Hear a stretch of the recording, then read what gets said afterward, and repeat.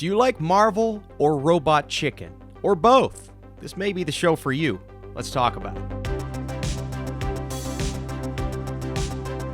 What is up, Flick fans? Welcome back to my channel. Marvel's M.O.D.O.K is coming to Hulu this weekend. I want to say thank you to Hulu for providing me a screener, but we're going to talk about what in the world this show is all about, if it takes itself too seriously, if it hits on all of those comedic beats. And of course, we're not going to talk spoilers in this video, so I need you guys in the comments down below. Are you familiar with M.O.D.O.K? Do you know what the show is all about? And let's start off with kind of a little backstory on who M.O.D.O.K is. So, the original M.O.D.O.K, who was a former employee of A.I.M, an arms-dealing organization specializing in futuristic weaponry, underwent a medical experimentation that was designed to increase his intelligence. Well, that was successful. The experiments also resulted in him developing a freakishly overdeveloped and stunted body, causing the character's signature look and use of a hover chair for mobility. So this is a dastardly villain in the Marvel Cinematic Universe. He has taken on Iron Man himself, the Avengers as a whole.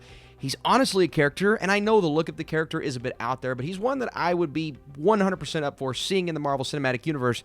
But it is kind of one you look at and you're just like, oh, well, kind of looks funny. So it almost lends itself to building a show around that, but taking it in a completely different, nowhere near as threatening direction, where in this case, Patton Oswalt is playing the titular character, and this is a full-on comedy set in an alternate Marvel world that apparently Marvel saw and they were completely okay with, and it does kind of feel separated from anything else we've gotten so far. This version of M.O.D.O.K is coming across in a very different way than a lot of people expected. I mentioned the comparison to Robot Chicken, and that's kind of the ultimate comparison because it's animated in almost the exact same way, just modernized a bit, but it feels like prolonged Robot Chicken sketches to a degree. So again, if you're not a fan of that style of humor, this over-the-top, at points, sporadic style of humor where there is a joke firing off almost a mile a minute. Not every joke is going to land, but the majority, because the delivery is so good and because they do kind of nail the family dynamics, they do come across as interesting, entertaining. And I mentioned the family dynamics. That's kind of what M.O.D.O.K is centered around. Now, he's the head of A.I.M. He's kind of the guy, or at least he sees himself as the guy. He's got a bunch of henchmen, but things aren't going maybe in the direction that he had hoped they would go. And in the first episode alone, you see another company come in, and essentially they're trying to save the business. But M.O.D.O.K is so conceited and he's so big-headed, there we go, that he is really wanting his company to succeed on its own accord. But you have this guy by the name of Austin, who is voiced hilariously by Beck Bennett. He comes in and he's like, yeah, we're going to switch things up. We're going to do things just a little bit differently. And it's almost like in Parks and Rec, when we go a bit into the future and everything's super modern with technology, and you have the company that comes in, I can't remember off the top of my head, and they kind of change the way that Pawnee operates. That's exactly what this feels like in M.O.D.O.K. If you've never seen Parks and Rec, you won't understand that reference. But legitimately, that style of humor not meshing very well with what M.O.D.O.K is used to, and he is used to what he and only he sees as the way things should operate. It's kind of like my grandpa, just really stuck in his way. Sorry, Grandpa, I hope you're not watching. He's not watching.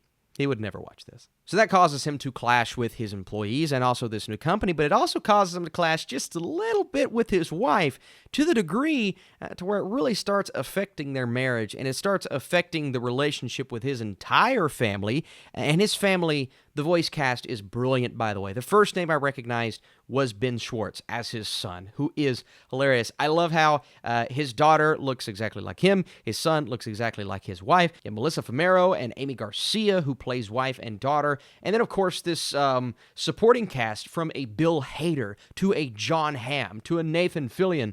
Whoopi Goldberg comes in at a point. It's just, I mean, how do you go wrong with a cast like that? Now, it all comes down to the writing.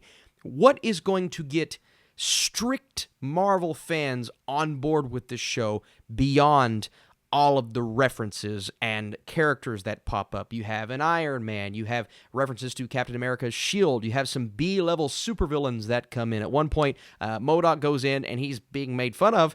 by some of these other recognizable supervillains because he's kind of looked down upon, partially because of his personality, but he's also looked down upon because no one really takes him seriously as a villain. And sure, he accomplishes something in the first few episodes, and he really brags about it, but I was like, come on, man.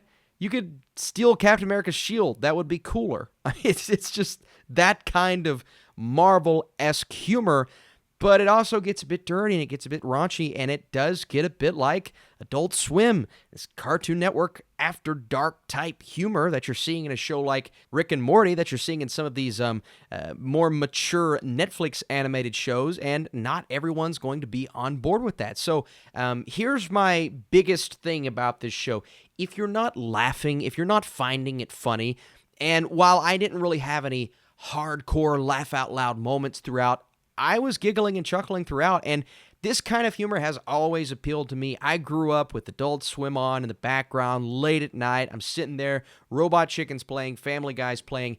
I'm always going to giggle at stuff like that. So you apply that to the Marvel Universe, a different Marvel Universe, but the Marvel Universe nonetheless, and with these characters that are very recognizable in my opinion, and the character of MODOK, who, works really well, especially when he's voiced by Patton Oswalt, yeah, I'm going to enjoy something like that. I am.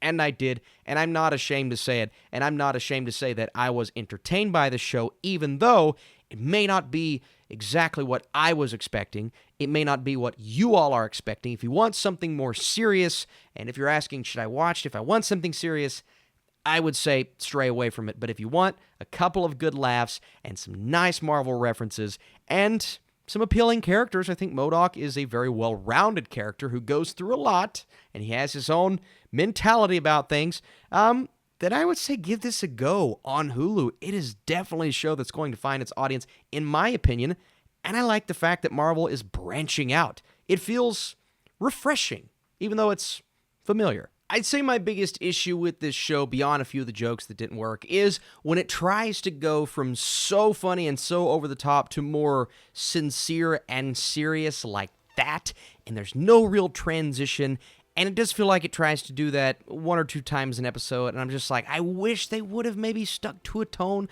a bit better throughout. But again, it's just that entertainment factor of seeing all the crazy antics that he gets himself into, and I thoroughly enjoyed that, from time travel to battles to his armless henchmen.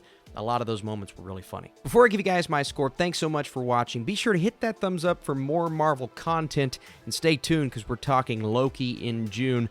MODOK combines this quick-witted style of humor with the fan-favorite Marvel Universe to create an unexpected good time.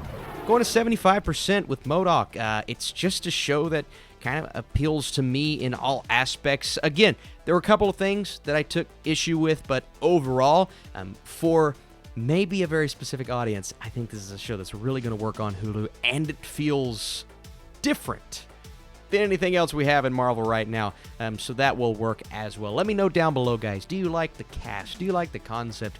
Do you know who MODOK is as a character? All of those things. Stay tuned. You're truly the best. Come back tomorrow for my Army of the Dead spoiler review. I'll see you later.